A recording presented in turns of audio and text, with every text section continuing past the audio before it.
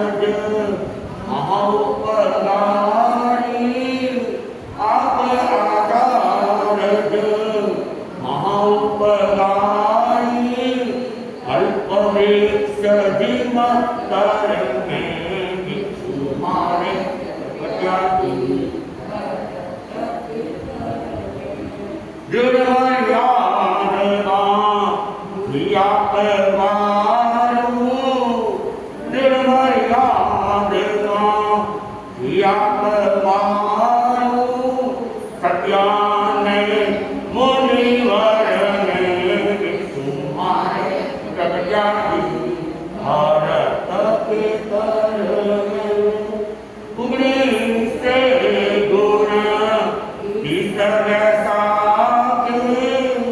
उगने से गुण वैसा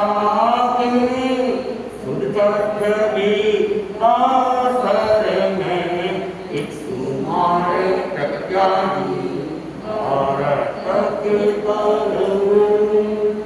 विश्वारी ऋषि राय प्रसादे विश्वारी ऋषि राय प्रसादे जगत दुख मंतर में तुम्हारे प्रज्ञा दी भारत के तरह जानो जाने भलो अंतर में तुम्हारे प्रज्ञा दी भारत के तरह तुम्हारे प्रज्ञा दी भारत के तरह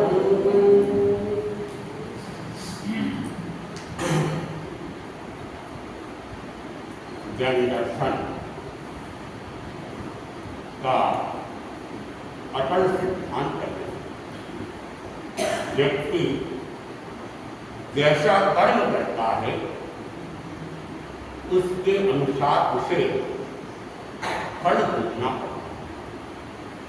और प्रत्येक संसारी जीव 4 गति और 84 लाख योनियों के अंदर अपने किए हुए कर्मों का फल भोगने के लिए ही उत्पन्न होता है। वह जहां कहीं उत्पन्न हो रहा है और जिस किसी के साथ उसके संबंध जुड़ रहे हैं और जिस रूप में जुड़ रहे वह पूर्व निर्धारित कर्म का फल। जितने भी भारतीय आस्तिक दर्शन है वे आत्मा में विश्वास करते हैं और आत्मा के पूर्व जन्म और पुनर्जन्म के अंदर भी विश्वास करते हैं। कुछ नास्तिक दर्शन है वे कर्म में विश्वास नहीं करते हैं, आत्मा में भी उनका कोई विश्वास नहीं है, पुनर्जन्म होगा या पूर्व में हम किसी जन्म में थे ऐसा उनका कोई विश्वास नहीं। और इन दर्शनों के अंदर एक नास्तिक दर्शन के रूप में प्रसिद्ध है चार्वाक का दर्शन। वह कहता है कि आत्मा पंचभूत से बनी हुई है, पृथ्वी अग्नि आकाश हवा इत्यादि से बनी हुई है और मृत्यु के बाद में इसमें मिल जाए। न कोई आत्मा नाम का तत्व है, न कोई आगे जन्म होने वाला, इसलिए धर्म कर्म की कोई जरूरत नहीं।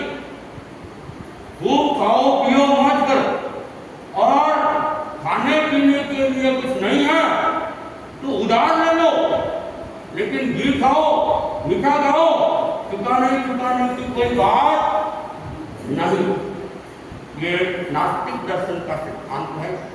आस्तिक दर्शन ऐसा नहीं है। कल अमृतदास जी बालक जिज्ञासा कर रहे थे कि महाराज कई बार किसी को दिया हुआ है वो वापिस नहीं चुकाता है, मन में आता है, तो क्या करें? उनका कुछ नहीं करना, अपने भाग्य का होगा आ जाएगा। और हो सकता है हमारा कोई पिछला बाकी होगा, हमने किसी का ले लिया होगा, किसी का हड़प लिया होगा, तो वो चुकता होगा। इसलिए हमारे मन में सामने वाले के प्रति दुर्भावना नहीं आए, और नहीं तो वो अपना कर्ज चला रहा, इस जन्म में नहीं तो आने वाले जन्मों के अंदर उसे चुकाना पड़ेगा। अगर हमारा है तो इसमें नहीं, अगले में चुकाना तो पड़ेगा ही। व्यक्ति यदि कर्ज चढ़ा रहा है तो कर्ज से मुक्त नहीं हो सकता, कर्ज से मुक्त हुए बिना मुक्ति भी नहीं हो सकती। ये अटल सिद्धांत। और ऐसे हमारे यहाँ एक परंपरा भी रही है कि जो दीक्षा लेने के लिए आता है तो वह अगर किसी का ऋणी है, कर्ज से युक्त है, तो जब तक वह कर्ज से मुक्त नहीं हो जाता है उसे दीक्षा नहीं दी जाती। या तो वो अपना कर्ज उतार जाए, या जिसका कर्ज बाकी है वो आके कह दे मैं तुम्हारे कर्ज को माफ करता हूँ, लिखा पढ़ी करके जो भी है, और वो कह दे कि इसको दीक्षा दे दो, मेरा कर्ज मैं माफ कर रहा हूँ, तो बात अलग। ऋणी व्यक्ति को दीक्षा नहीं दी जाती, क्योंकि वो दीक्षा तो ले ली, करोड़ों का घोटाला करके आ गया, अब फिर लोग यहाँ आएंगे, तो धर्म संघ की भी अप्रभावना हो। इसलिए किसी के ऊपर कर्ज है तो वैसा व्यक्ति दीक्षा के योग्य नहीं होता। तो कर्ज जो है वह तो चुकाना ही चुकाना, चाहे इस जन्म में चुकाओ चाहे अगले जन्म के अंदर चुकाओ। और जब तक व्यक्ति उस कर्ज से मुक्त नहीं होता है तब तक मोक्षी का वर्ण भी नहीं करता। कर्ज का मतलब केवल ये नहीं है कि पैसों का ही कर्ज, पैसों का ही कर्ज नहीं, पैसों का भी हो सकता है, धन का भी हो सकता है, जमीन का भी हो सकता है, सेवा का भी हो सकता है। आप किसी की सेवा कर रहे हैं, वो भी हो सकता है हम अपनी सेवा पहले ली हुई है अब उसको चुका रहे, या हम किसी की सेवा कर रहे हैं तो आने वाले समय में उसको वापिस सेवा करके वो कर्ज चुकाना पड़ेगा। एक सेठ था, बड़ा दयालु था, धार्मिक व्यक्ति का था, और अपार पैसे उसके पास में, और धर्म कर्म में उसका पूर्ण विश्वास था, और उसको ये विश्वास था कि अगर मैं किसी को कर्ज दूंगा तो वो मेरा कर्ज वापस आएगा या इस जन्म में हो या अगले जन्म में। इसलिए सेठ बड़े उदारता के साथ आने वाले को मिल देता है, और ये भी सोचता था कि अगर हो सकता है मेरा कोई बाकी होगा तो चूक जाएगा। इस सोच के साथ में वो ऋण जाता था, और जो भी आता ऋण लेने के लिए तो उसे वो एक ही प्रश्न करता कि तुम ये कर्जा इस जन्म में चुकाओगे या अगले जन्म में चुकाओगे। तो जो ईमानदार व्यक्ति होते थे, प्रामाणिक व्यक्ति होते थे, जिनको पैसों की जरूरत ही है और वापिस देने की निष्ठा भी है, नीति है, वो कहता है सेठ जी हम तो आपके पैसे इस जन्म में चुका देंगे, जब हमारे पास व्यवस्था होगी हम चुका देंगे। लेकिन जो व्यक्ति ज्यादा चालाक होते थे या बेईमान होते थे, वे लोग कहते हैं सेठ जी कर्जा तो हम अगले जन्म में चुकाएंगे। बेईमान व्यक्ति तो बस लेने हैं, और वे सोचते कैसा मूर्ख सेठ है, अगला जन्म किसने देगा, किसको चुकाना है। और वे लोग सेठ जी से पैसा ऐंठने की दृष्टि से अगले दिन सेठ जी ने बैंक खाता खोल रखा था, जितने पैसे देते लिख देते, व्यक्ति का नाम लिख देते, और आगे अंतिम में लिख देते इस जन्म में चुकाएगा या अगले जन्म में चुकाएगा, ये भी लिख देते बस। और सेठ जी फ्री, चुकाने वाला अपना जाने, अपन ने तो दे दिया, आना होगा तो आएगा और नहीं आना तो नहीं आएगा। अगर ये चिंतन आ जाए तो आदमी शांति से जीवन यापन कर सकता है, निश्चिंता से जीवन यापन कर सकता है और किसी के प्रति किसी भी प्रकार की दुर्भावना नहीं आती। तो एक चोर था, उस चोर के मन में आया सेठ जी के पास धन खूब है, मुझे सेठ की तिजोरी को क्या है चुरा लेना। तो वो तिजोरी की जानकारी लाने के लिए सेठ जी के पास उधार लाने के लिए जाता है। तो अब सेठ जी को कहा सेठ जी धन की जरूरत है, आप मेहरबानी करके कुछ धन दे दीजिए। तो सेठ जी ने कहा भाई बोल, एक जन्म में चुकाएगा कि अगले जन्म में चुकाएगा? तो चोर ने कहा अगले जन्म में चुकाऊंगा, इस जन्म में तो चुकाऊंगा नहीं, कोई बात नहीं।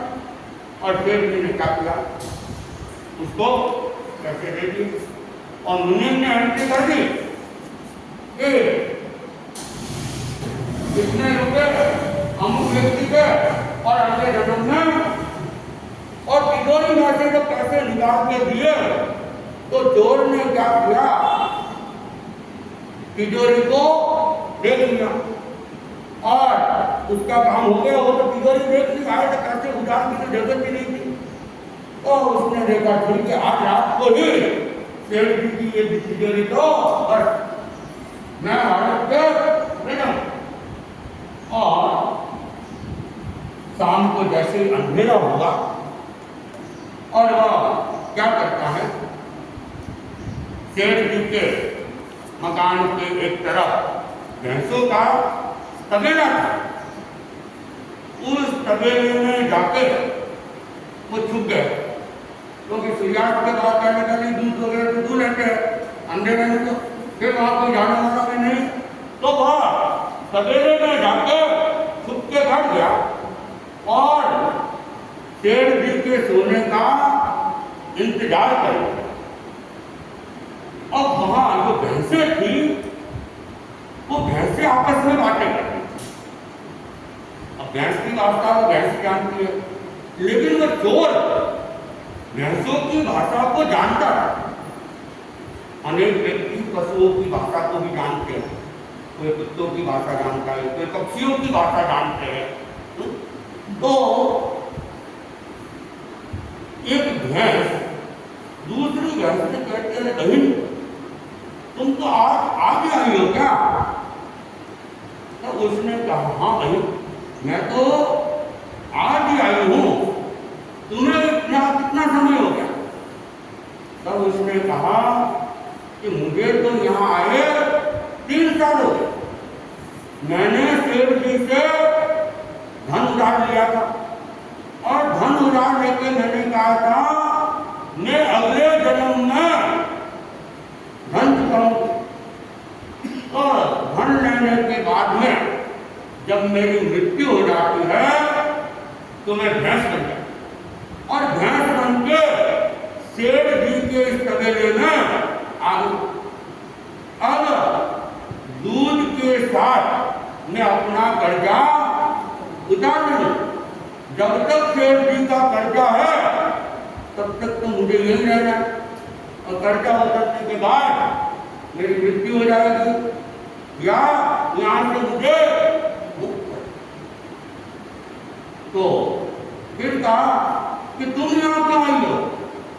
कि बहन वही बात तुम्हारे वाली है, मैंने भी सेठ जी से पैसे उधार लिए थे और कहा था अगले जन्म में चुकाऊंगी, तो अपना कर्जा चुकाने के लिए कि भैंस रूप में यहाँ पर आई हूँ।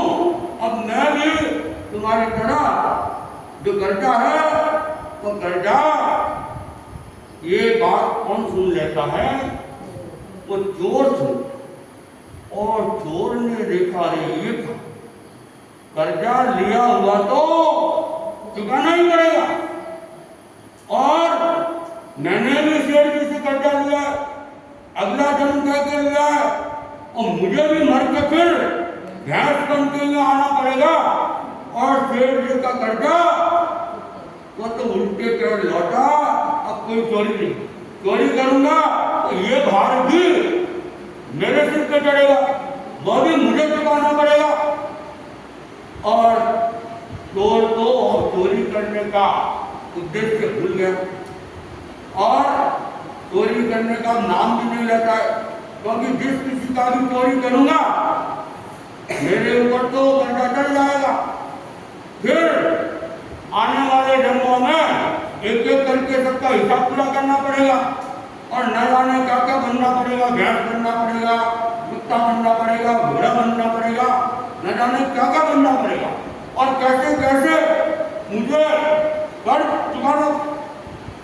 तो भागा घर, और भागने के बाद दूसरे दिन वो जब धन उधार लेकर गया था, वो धन वापिस आया, और सेठ जी को कहा, सेठ जी ने कल धन लेके गया था और अगले जन्म का कह के गया था, मुझे अब इसकी कोई जरूरत नहीं है, और वो अगले जन्म वाली जो एंट्री है वो एंट्री मेरी कटवा दीजिए। सेठ जी ने धन वापिस ले लिया, और वो एंट्री थी, वो एंट्री को लॉस करवा दिया, कटवा दिया। तो चोर के समझ में आ गया कि कर्जा लिया हुआ है तो वो हमें चुकाना ही पड़ेगा। तो कोई भी कर्जा हो, चाहे इस जन्म में चुकाए, चाहे आने वाले जन्म में चुकाए, 1 जन्म बाद, 2 जन्म बाद, 3 जन्म बाद, चुकाए बिना मुक्त नहीं हो सकते हैं। किसी के घर में कोई बहू आ गई, झगड़ालू है, झगड़ालू बहू आ गई, सब परिवार वाले परेशान हैं, तो उसका कारण हमारे अपने ही कारण है। हमने कोई पिछले जन्म में सब मिलकर उसको परेशान किया होगा, अब वो अकेले सबको परेशान कर रही है।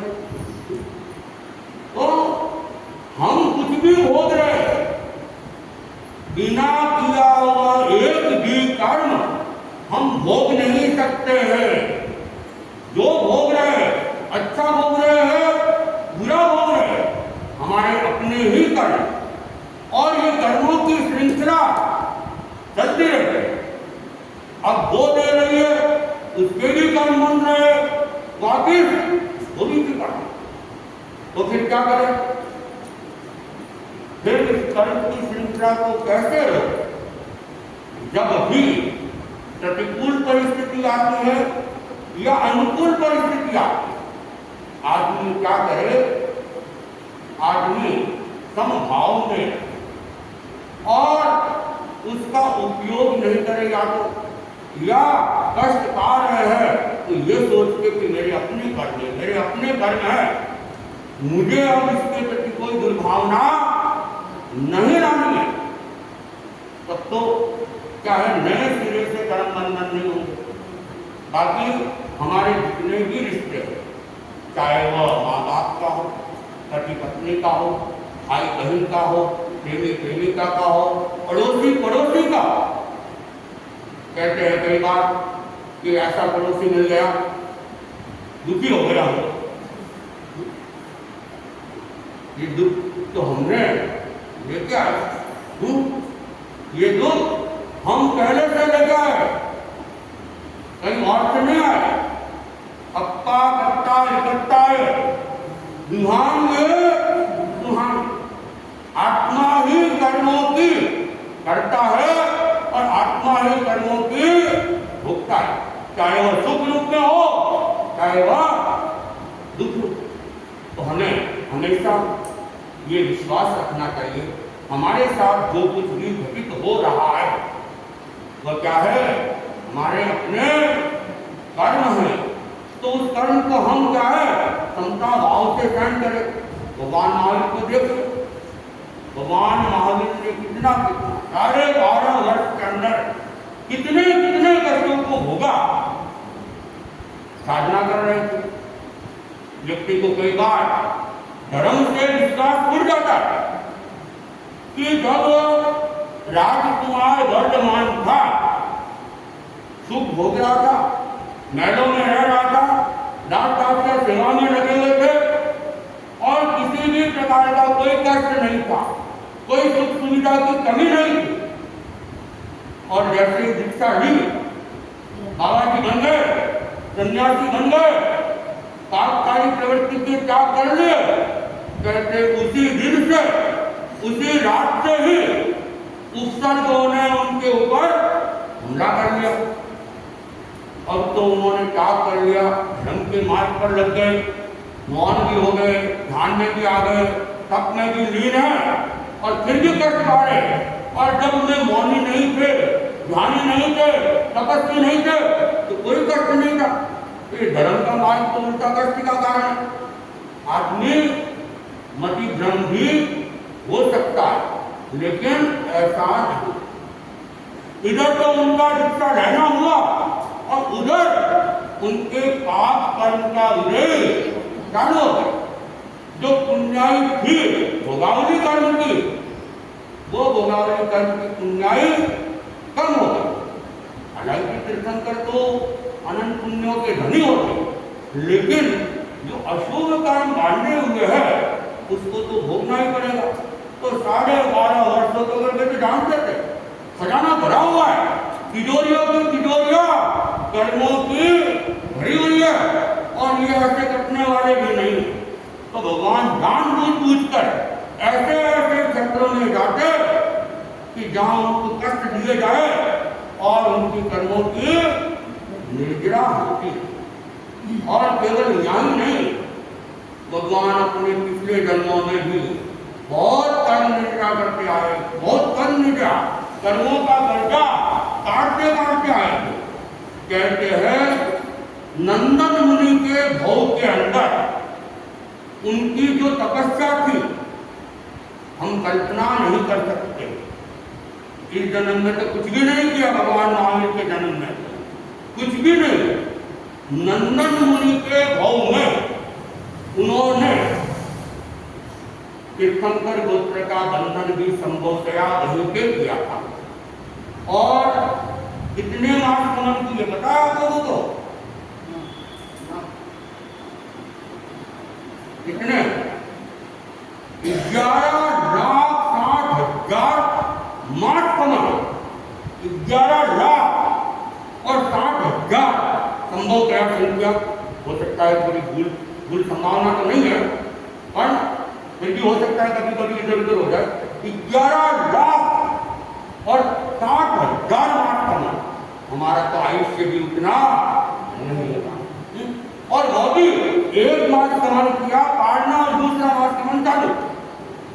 कोई इन्होंने कि एक मास गमन के बाद में 30 दिन तक उन्होंने खाकर शरीर को पुष्ट किया, फिर मास गमन किया। तो 11 लाख किसे कहते हैं?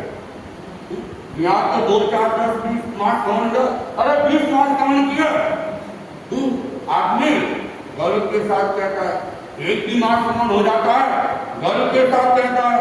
और एक मास गमन भी करना इतना आसान नहीं होता। 30-31 दिन तक भूखे रहना कोई आसान बात नहीं होती है। जब तीव्र मनोबल होता है, शरीर पर तो कई बार अपेक्षा रहे नहीं रहे, लेकिन मनोबल की ज्यादा अपेक्षा रहती है। सामने भोजन आता है और खाने की लालसा हो जाती है और तपस्या की सारी भावना और दूर निश्चित हो जाता है। तो भगवान महावीर ने पिछले जन्मों में भी इतनी महान निद्रा कर करके अपने कर्मों के कर्जे को उतारा था, और इस जन्म में भी तो जो भी हम कर्म बांधेंगे वो तो हमें भूलना पड़ेगा। जो भी हम ऋण लेंगे, किसी से भी सहयोग ले लिया, सेवा ले ली, धन ले लिया, कुछ भी ले लिया, आगे चुकाना है ये मानकर ही लेना है। तब तो क्या है, आदमी सावधान रहेगा कि भाई सेवा करवा तो रहा हूं और फिर मुझे भी करने पड़ेगी। तो करने की ताकत हो उतनी ही अपना कर्जा। तो ये जैन दर्शन का एक अटूट विश्वास है और अटल सिद्धांत है कि व्यक्ति जो भी ऋण चढ़ाता है वह ऋण उसे अवश्य उतारना पड़ेगा, एक जन्म में या आने वाले जन्म। ओम अर्पण। आज का एक दिवसीय त्याग पपीता खाने का त्याग करें। उन्हें मंगल चट्टार मंगलम अरंता मंगलम सिद्धा मंगलम साहु मंगलम केवली कन्नतो धर्मो मंगलम चट्टारी लघुत्तमा अरंता लघुत्तमा सिद्धा लघुत्तमा साहु लघुत्तमा केवली कन्नतो धर्मो चट्टारी शरणं कवचामि अरंती शरणं कवचामि सिद्धि शरणं कवचामि साहु शरणं कवचामि केवली कन्नतो धर्मं शरणं कवचामि विघ्न हरण मंगल हरण स्वाम विष्णु नाम गुण गोलक स्मरण क्या करे।